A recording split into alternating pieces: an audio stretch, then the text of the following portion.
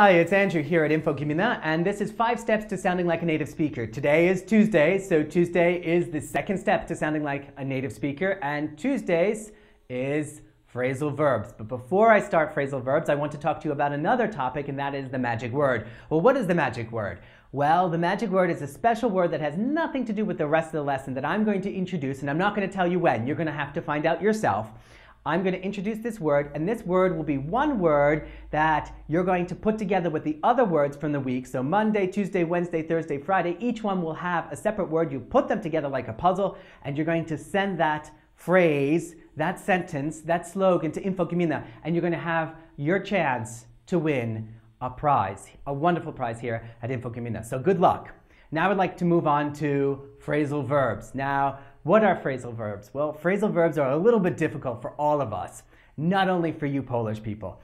But phrasal verbs are verbs that consist of more than one part. Typically, it consists of a verb and then a preposition. That is like from, in, to, off.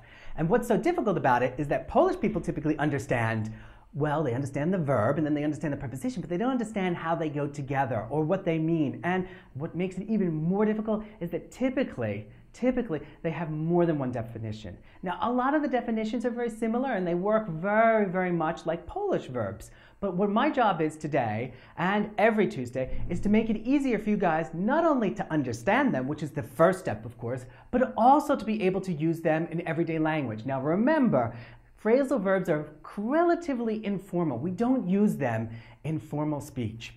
So what I would like us to do is to move on to the word turn. And turn is going to be the root word for our phrasal verbs today. All right, as I mentioned, we'll be using the word turn. Turn will be our root word. It will be the verb that is connected to all the different prepositions that make up phrasal verbs for today's phrasal verbs. Now, I need to talk a little bit about grammar, and I know what you're thinking. Well, grammar is for Mondays. I don't want to talk about grammar, but don't worry.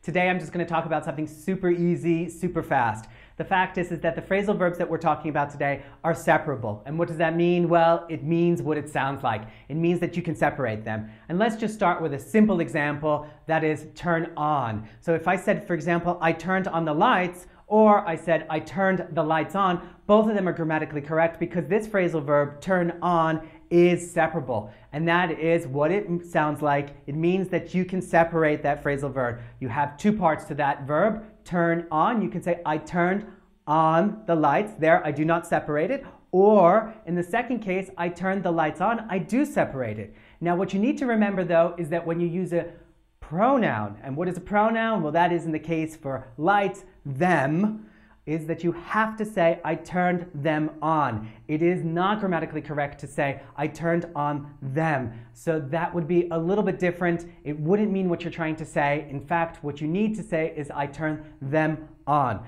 And please remember that when you have written in a dictionary, or when I tell you that this verb is separable, that you need to be able to remember that you cannot separate it when using a pronoun. That is the case, a pronoun like them, but it can also be me, it can be her, him, it, you, and us. So now let's move on to the other phrasal verbs that we have for us today.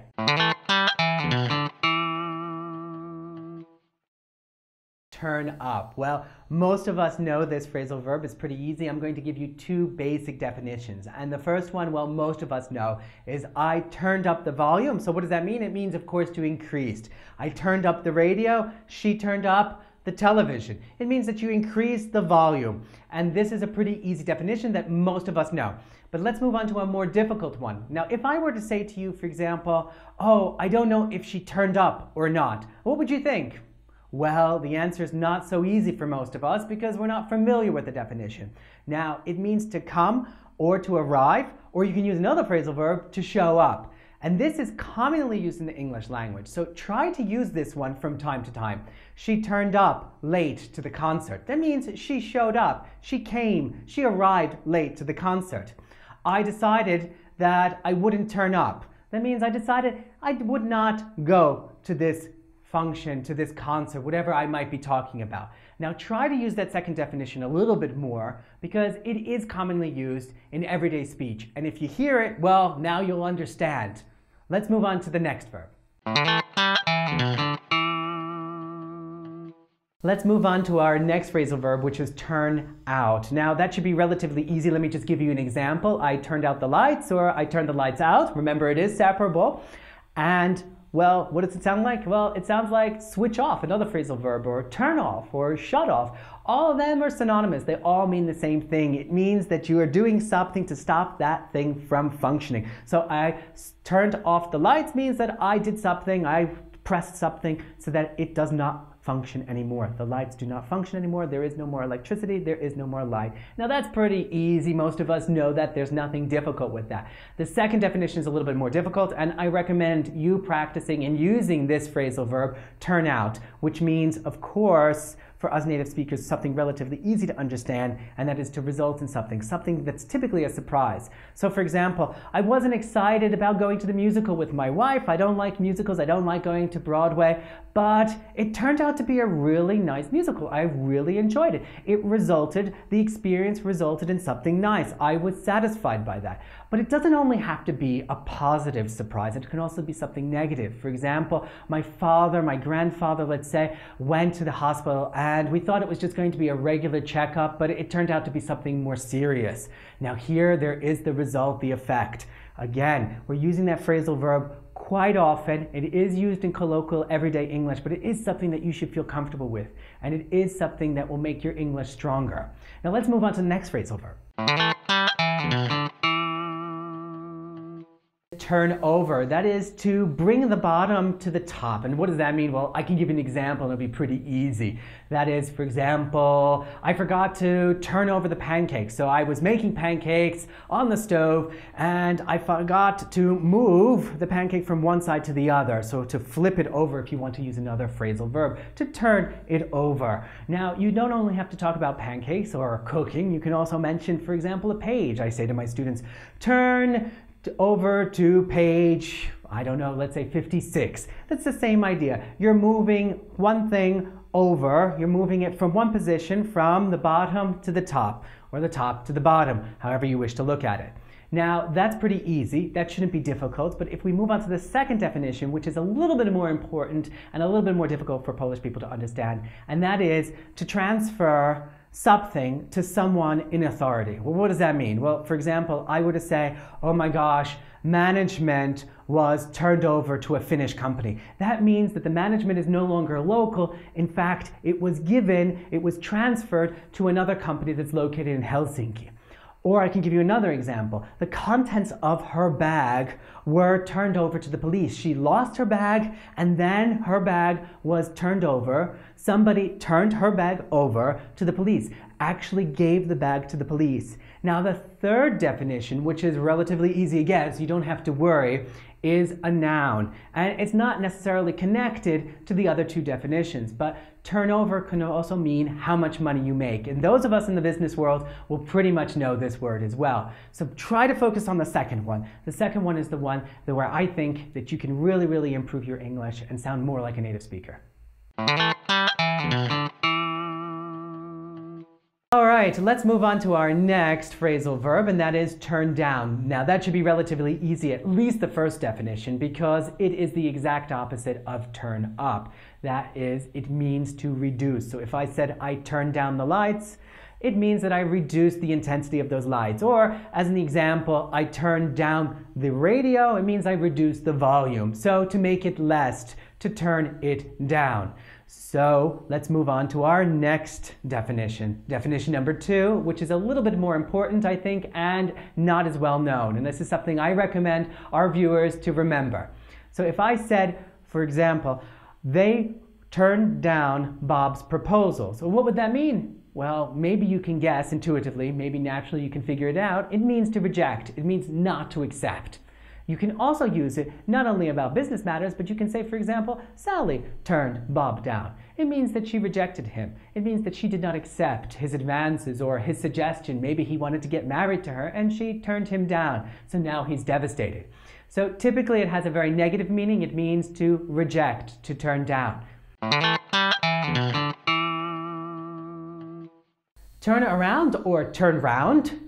This is a pretty easy phrasal verb. I think most of us understand it, but let's just go over it just so that we all are on the same page. Now, turn around, the first definition, means that you change direction or you change where you're looking or where you're going. So, for example, I'm with my wife and something happened. I went down the wrong road in my car and she says, "Oh my gosh, you have to turn around and go down the other street."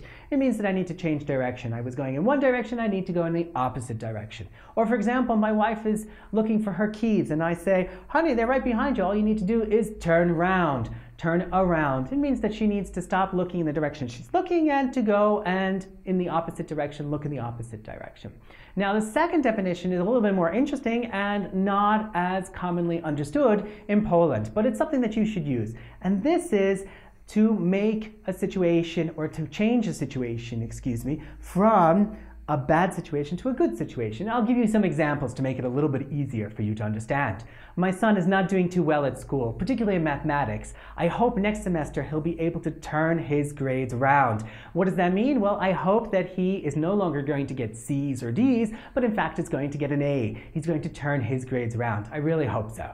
The second example can be about work. And this is, for example, the sales department has been complaining. They really hope to turn sales around. That means that they've not been making money or not as much money as they want, and they want to do better in the next quarter, let's say. And the last example, which is relatively important as well, and maybe a little bit difficult to understand, is, for example, somebody may say to you, a friend in English, will say, "Oh, don't worry, he'll turn round." Well, what does that mean? It means that he'll eventually change his opinion. Maybe he'll change his position, and he'll eventually agree with you. Turn in. Turn in has 3 different definitions that we'll be talking about today. The first one is relatively easy. You shouldn't have any problem with it. So, for example, if I were to say to you, "Oh, I didn't turn my assignment in," or "The teacher told us we need to turn in our homework by the end of the week," it should be relatively easy to understand. It means simply to give him. Now, on the other hand, you can also use this in the work environment. "I didn't turn in the budget yet," or "My boss is asking us to turn in our projects." Both of them, again, mean to give. In this case, probably email. The second definition of turn in is a bit more fun, and it's a bit of a word that we would use only among friends. It's slang. Now, turn in means here to sleep. "Oh, I'm going to turn in," is what I would say to my wife. That means I'm going to go to sleep. I am really exhausted. Now, the third definition, which I think is a little bit more important, is it means to deliver something or someone to the police.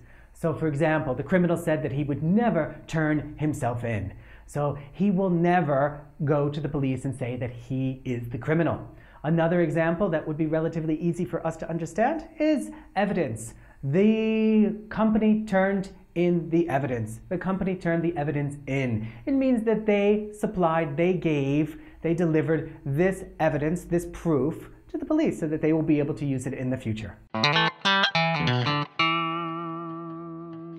Let's move on to our last phrasal verb for today, and that is turn away. Now, turn away has 2 definitions, and the first one, well, it sounds a lot like turn around, but it's a little bit different. And how is it different, Andrew? Well, turn away means to rotate or to face another direction, but not what turn around means 180 degrees, the opposite direction. So I'll give you 2 examples to make your life a little bit easier, because otherwise, what are you talking about, Andrew? Well, the first example is pretty easy. It's about my sister. My sister absolutely hates having photos, having pictures taken of her. So whenever I take out my camera, she turns away. It means that she looks in another direction, so I cannot take pictures of her. Another example would be that I'm driving on the street and a dog jumps in front of the car and I had to turn away. Not turn around. Turn around would mean that I go in the opposite direction. Turn away means that I did not want to hit the dog, so I moved in a different direction. Now let's move on to the second definition. Second definition is a little bit more difficult, and that means to send away or to dismiss. Now, for example, a salesman comes to my house and I say, "I'm not interested." So what I've actually done to this man is I've turned him away. I have not accepted his ideas. I have not accepted his proposals. I'm not interested in what he wants to sell me, so I turned him away. A second example that I could give you is, for example, there's a nasty region. There's not a really nice area, an area that has a bad reputation in our town, and as a result, the reputation turns investors away. It turns away investors. So the bad reputation sends investors away. They don't want to invest there. So now we've come to the end of our phrasal verbs lesson. I hope that you get most of the information. Oh, okay, here it is. That's the magic word for today. On Tuesday, the magic word for Infocomuna will be get. And remember, get can also mean understand when you're talking in everyday English. That means in slang and colloquial English. Do you get it? So remember, get is the magic word for today. Now, we've been talking about phrasal verbs with the word turn. I hope that you get the meaning, understand the meaning of all of them. Remember that you need to practice them, you need to use them. The first thing, and I hope I've helped you with the first step, of course, is just to be able to understand those phrasal verbs. And the second step is you need to practice a little bit. And that's why here at Infocomuna, we've given you a little bit of homework. I hope that you can go on to infocomuna.com, get the homework, be able to do it, and send it back to us, and we'll be sure to give you some feedback. So I look forward to seeing you on Wednesday. And Wednesday, remember, of course, is pronunciation. Bye-bye for now.